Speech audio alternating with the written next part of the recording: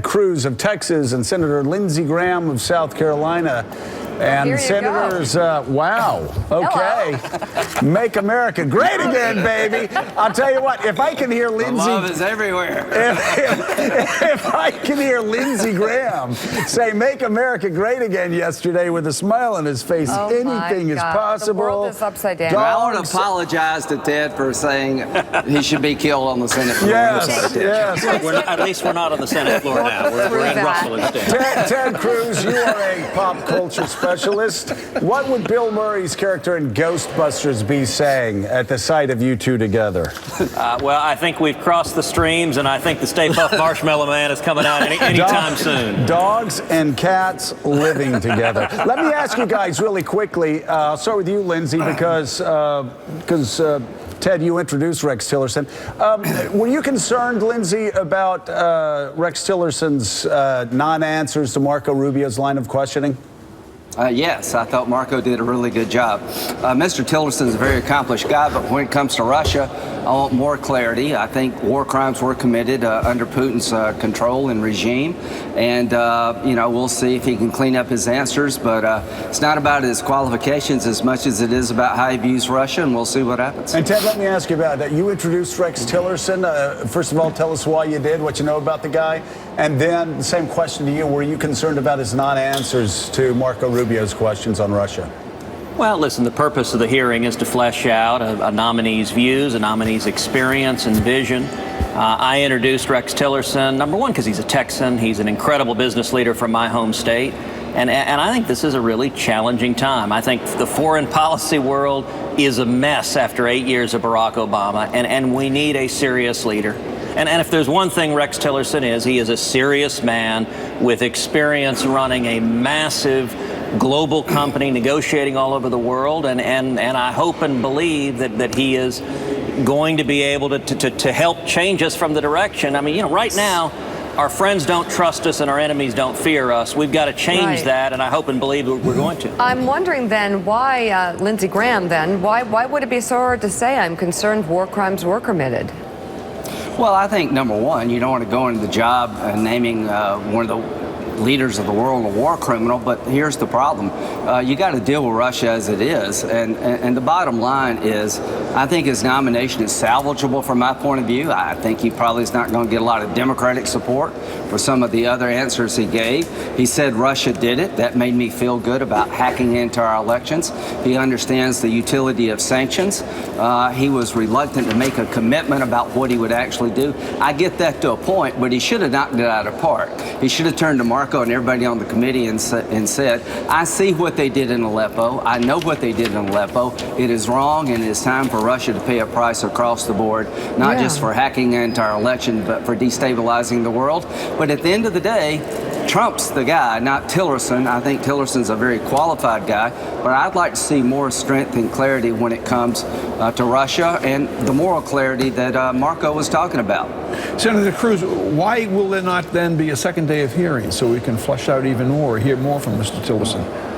Well, listen, that's the decision for the chairman and for the committee. I know I was visiting with a number of members of the committee on the Senate floor last night, and I think their sense was that they had answered the questions. They had gone a lot of rounds, and they felt like their questions were answered, and now the committee has a chance to evaluate what they've heard.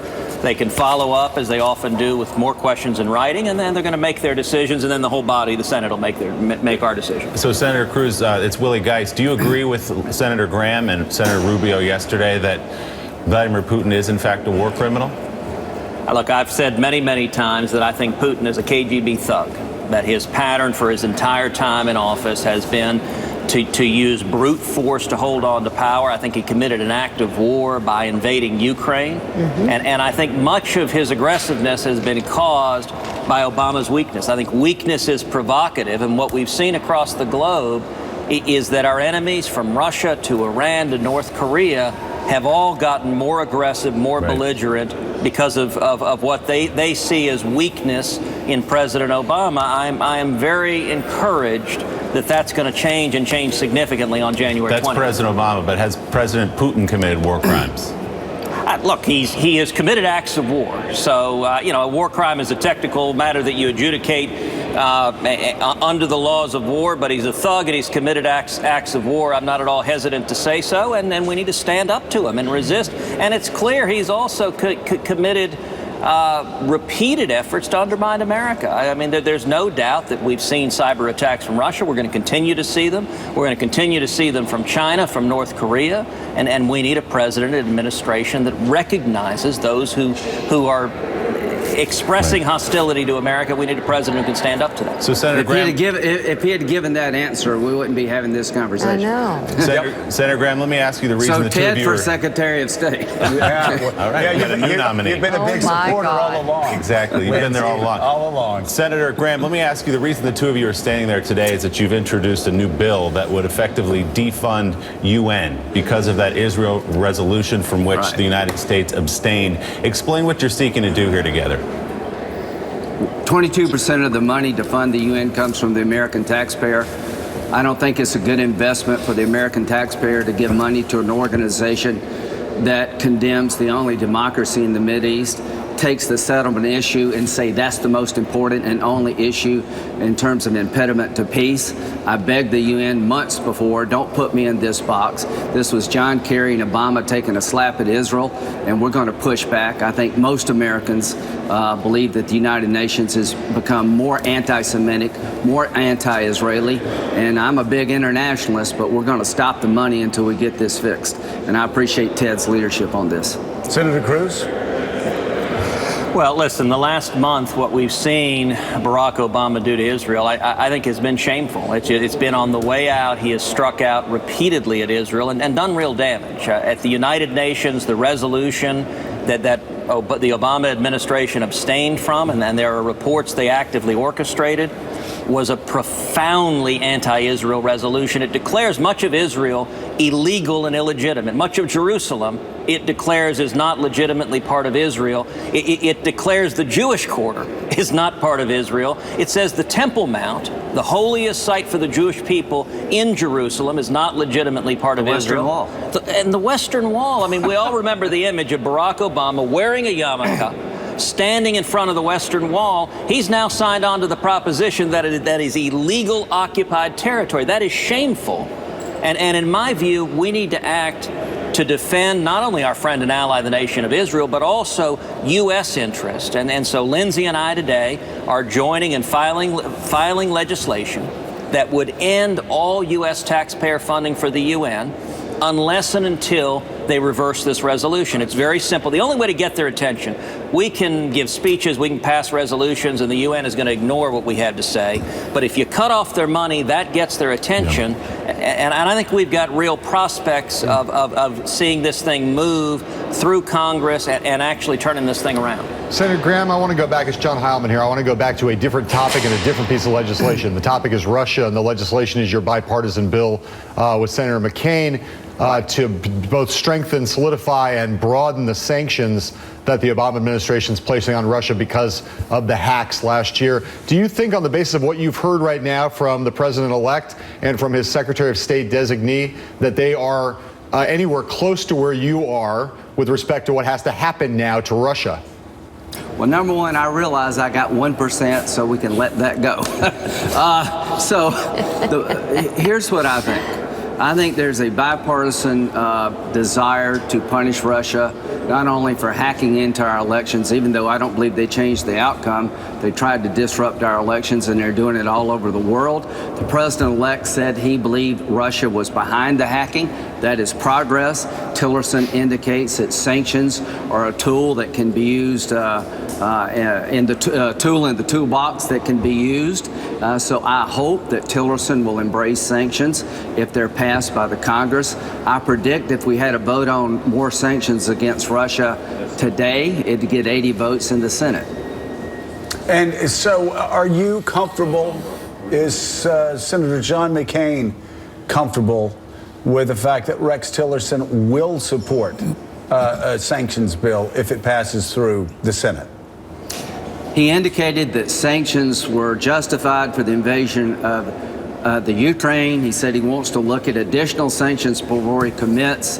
I am confident that if we could get 70 or 80 votes in the Senate, that the Trump administration will embrace sanctions, because look at it this way. If we give them a pass, you're going to get more of this. Iran and China are watching us. Now's not the time to give Russia a pass on trying to interfere with our election. More sanctions are necessary and justified for a variety of reasons, and I hope the president-elect will come to realize that the only way you're going to have a better relationship with Russia is when they stop invading their neighbors, when Putin stops killing his opposition, stealing his people blind, and trying to interfere with democracy. Nothing better is going to happen until he feels the pain of what he's doing. Senator Cruz, what advice, if any, would you have for the president-elect about this simmering feud between the president-elect and the intelligence community? Well, listen, like Lindsey, he and I both ran. Neither of us won. Donald Trump won, so I don't know that I'm in the advice-giving business. But, you know, there will be a natural transition of power that occurs on January 20th. The president-elect has appointed his own leadership to lead the intelligence community. You know, I will say one of my real concerns over the last 8 years has been the politicization of the intelligence community, in particular the political leadership of it, under Barack Obama. I'm glad to see that change. And we all know there are many good, principled, courageous professionals in the intelligence community who are risking their lives, covert agents who are putting everything on the line for this country. And I know they are every bit as dismayed as I am about seeing the intelligence community politicized and treated as just another political arm of the White House. I hope and believe that's going to change in the new administration. I think that'll go a long way to resolving these issues. Senators Lindsey Graham and Ted Cruz, thank you both for being on our show together. I'm glad you worked out that Let's see a hug murder thing. We'll be in Reno and Yeah, exactly. and Vegas. We're performing all week. It was great to have you We'll buy the both on. tickets. It's all Thank you, seriousness. guys. Thank you Really very much. appreciate it. We'll be tracking your legislation to defund the UN over the vote on Israel. So still ahead, we're less than an hour away from the start of today's confirmation hearings. Trump's pick to lead the Pentagon, James Mattis, goes before the Senate Armed Services Committee at 9:30 this morning. We're going to talk to him.